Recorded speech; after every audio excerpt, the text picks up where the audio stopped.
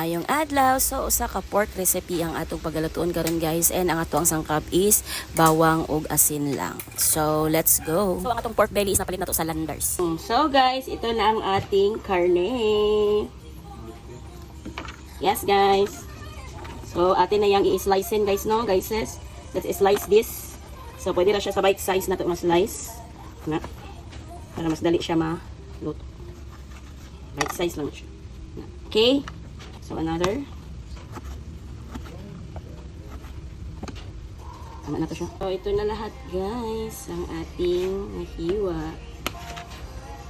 So itong buhaton guys is ipamutang na to ning atong karne.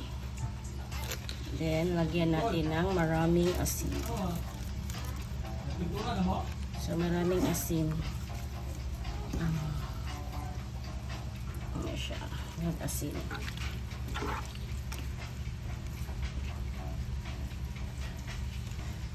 Takpan.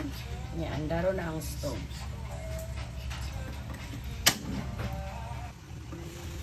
So isimmer lang na nato siya until magawas ang iyahang mga mantika, no, and walang humpay na mekos-mekos para pantay pod ang iyahang pagka-brownish. So much better nga non-stick na pan ang atong gamito, no, para iwas ta nga magpilit or magdikit ang ato ang karne diha sa tong pan.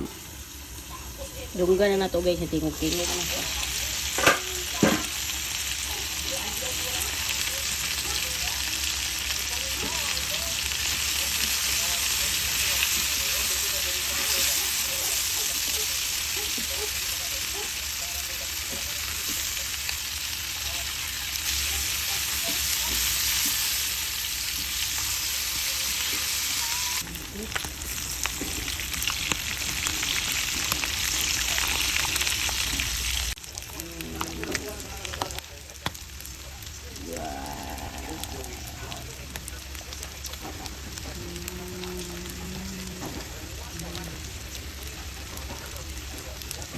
Guys, pag once nga ma-brownish na ni siya, and ang gawas na ang iyahang mga mantika is ahos nga na ay panit na, kaya masumot na siya guys.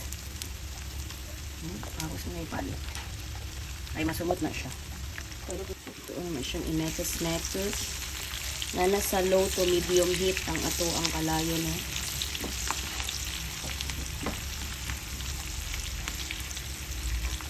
Pahamot.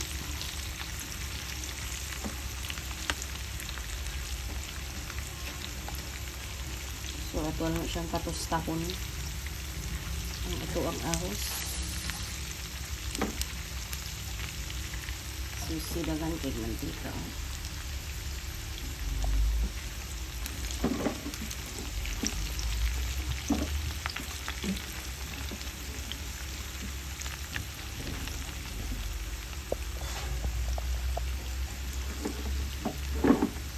Okay, now, ang ato ang karne. Diba?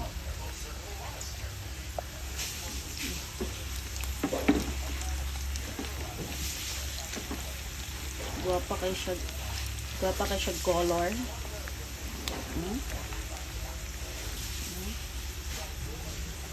Very pretty.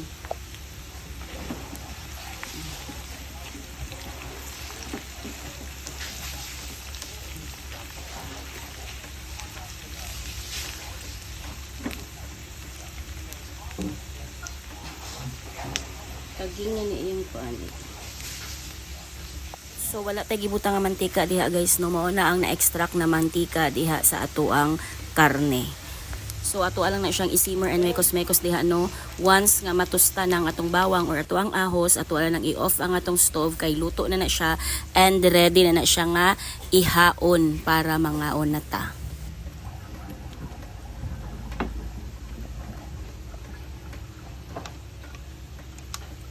Hindi siya nakuan, pisting siya talan guys. Ang ato ang naluto.